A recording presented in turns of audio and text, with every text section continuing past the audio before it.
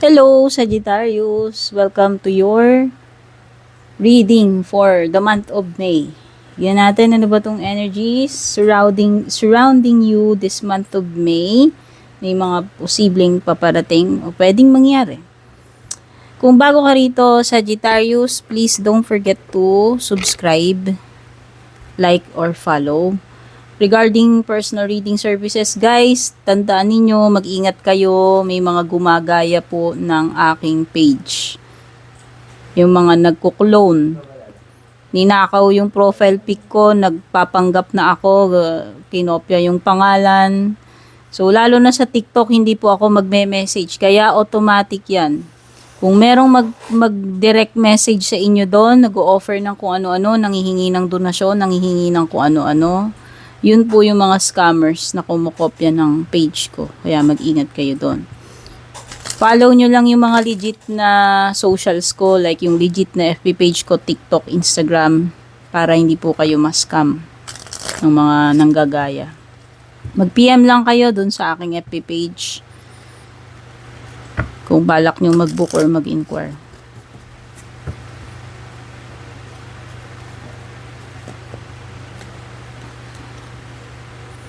Unang card mo,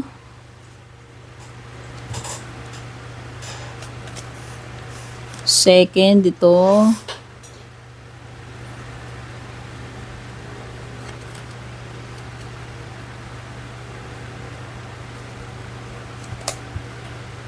ako, sagwa naman na itong ano mo, challenging ano, okay. So, unang-una may snake.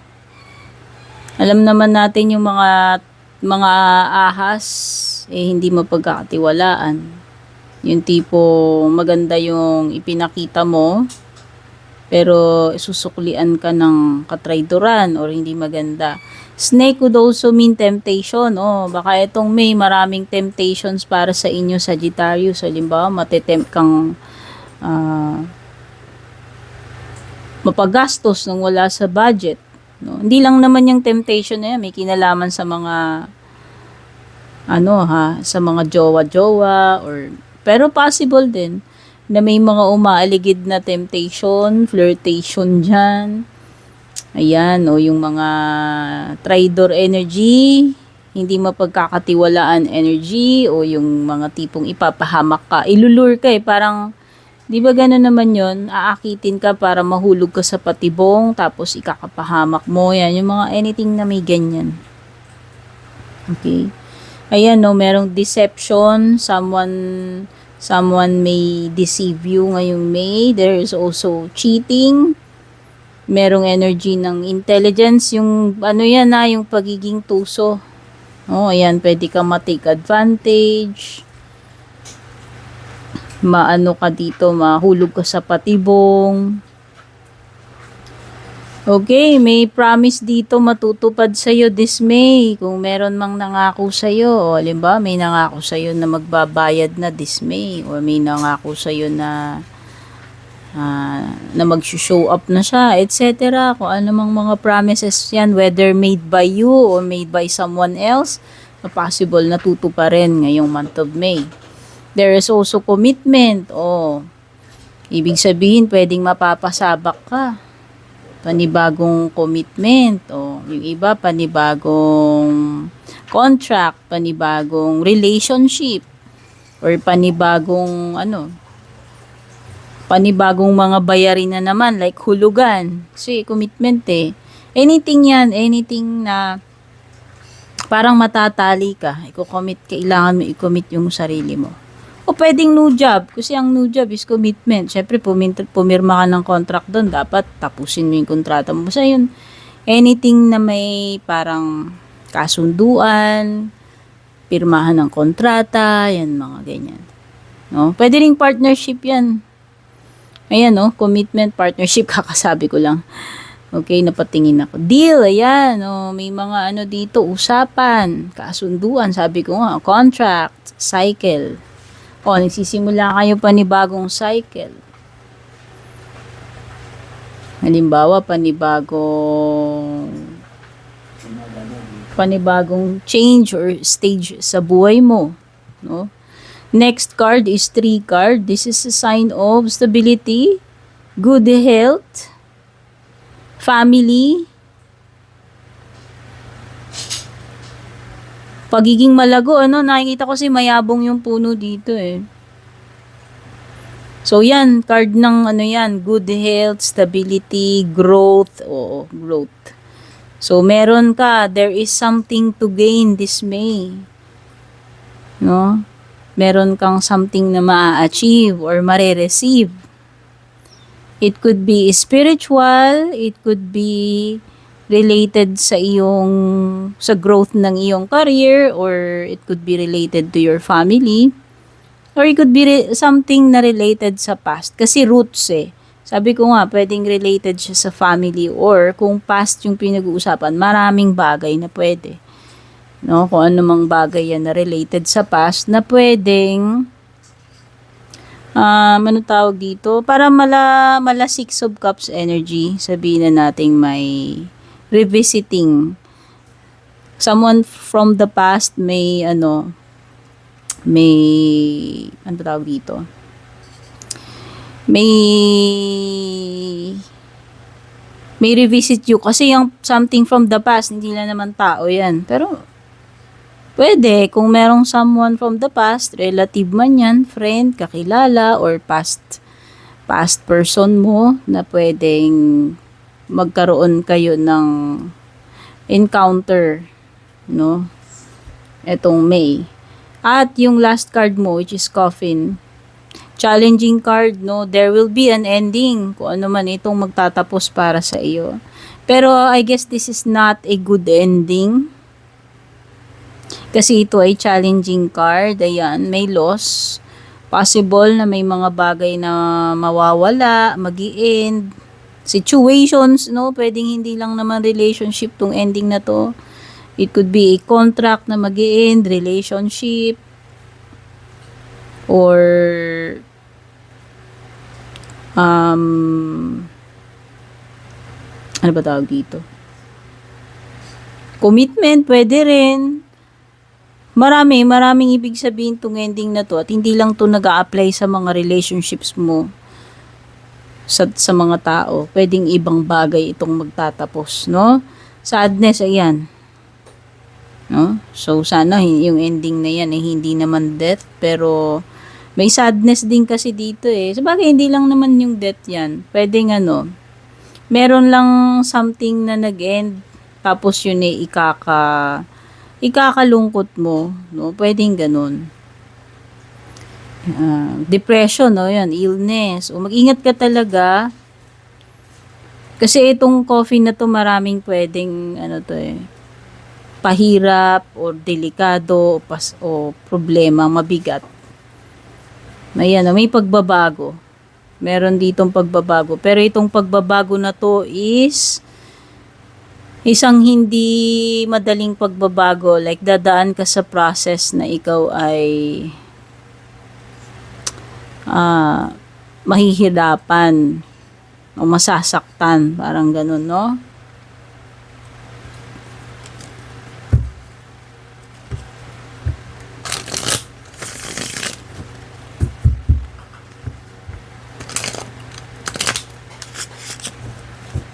Tingnan naman natin pagdating sa relationship mo ngayong May. Sagittarius. To Twin Flame. Uy, divine connection. Okay. Uy, merong So, pagdating sa romantic matters, kayo ay inspired, no? May lumilitaw dito na Twin Flame. Ibig sabihin, this is a good combination. Or kung maganda yung ninyo, maganda yung synergy nyo, maganda yung compatible kayo nitong person na to. Maganda yung energies or connection ninyo. Ayan, no, you will be very inspired. So, whether kayo ay single, in a relationship, taken, married, ayan, no, pwedeng ibig sabihin yan ay merong merong magandang partnership. Ayan no, ang ganda. So, in harmony kayo. In harmony kayo with your person. Magnetic attraction. So, para sa mga single, oh, ayan. Merong mamumuo or merong mararamdaman na matinding attraction. Ikaw to a person or kung meron mang person na yan yung mararamdaman, ipapahiwatig sa inyo ngayong May. Ayan no, kamagalala kasi mukhang itong person naman na to is honest.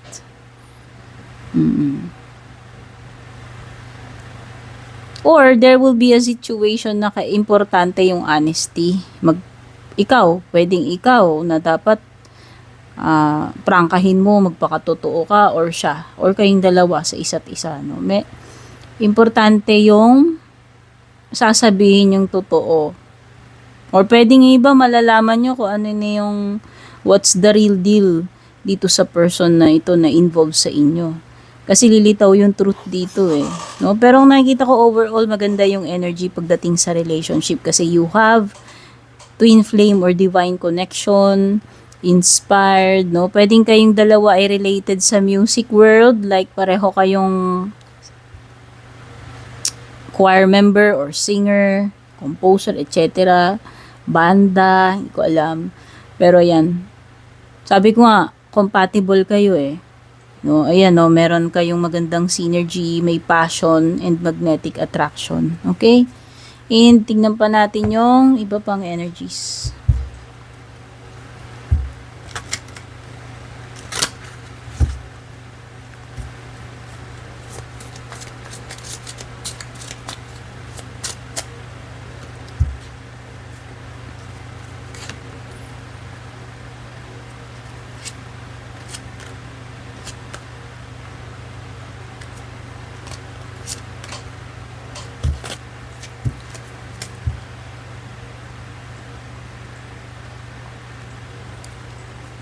Mukhang tapos na yung panahon ng papetiks-petiks dito, Sagittarius. Hindi ko sinasabing tamad ka.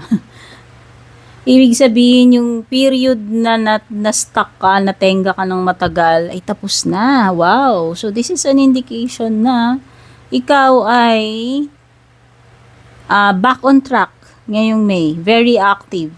No? Actually, magiging very busy ka. Pwedeng some of you, wala kayong masyadong time na magpahinga.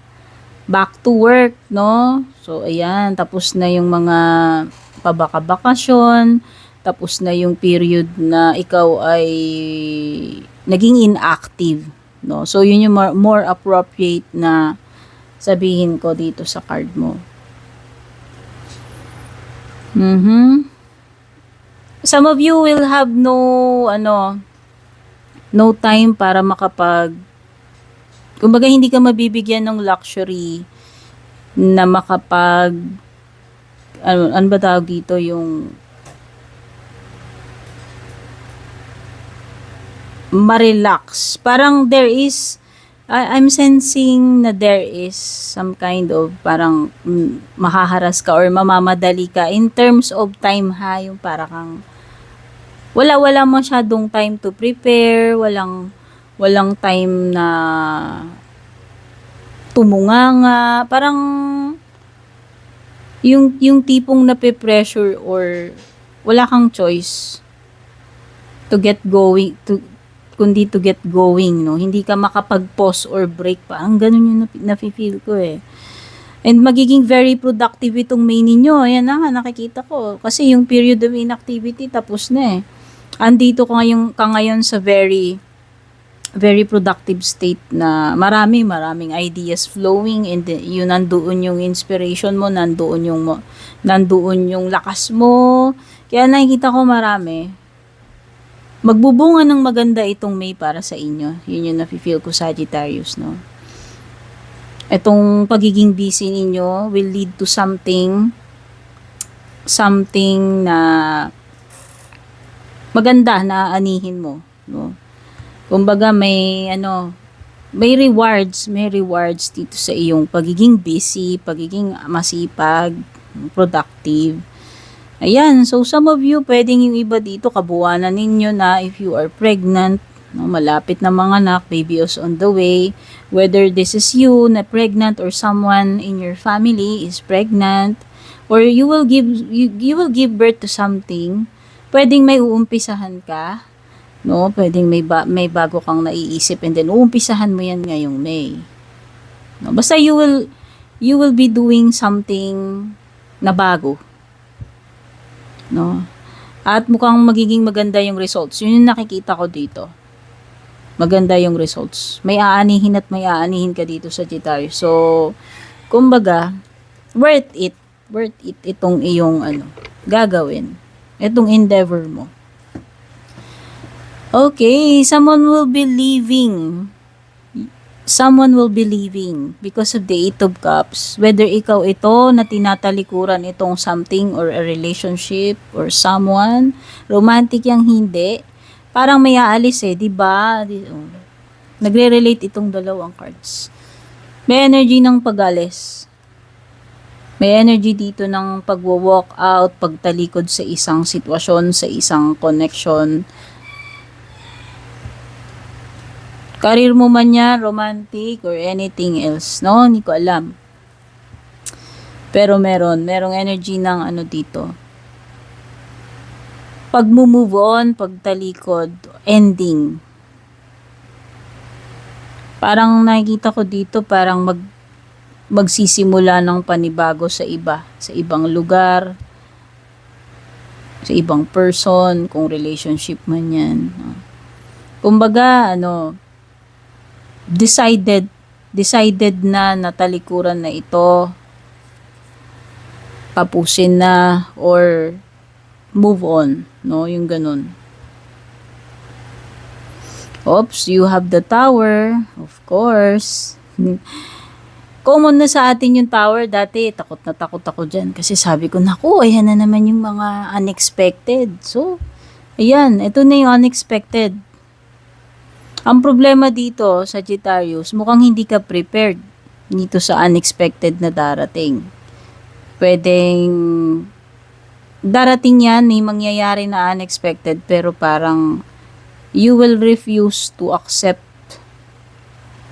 kung ano man yung pinaka-point netong Tower moment na ito. Ibig sabihin, you are unwilling to change, pwedeng ganun.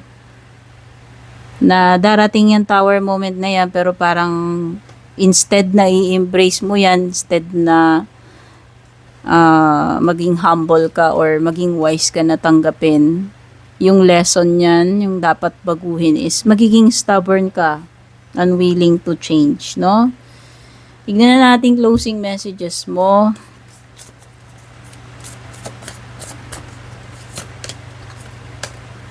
Be bold and make the first move. Uy!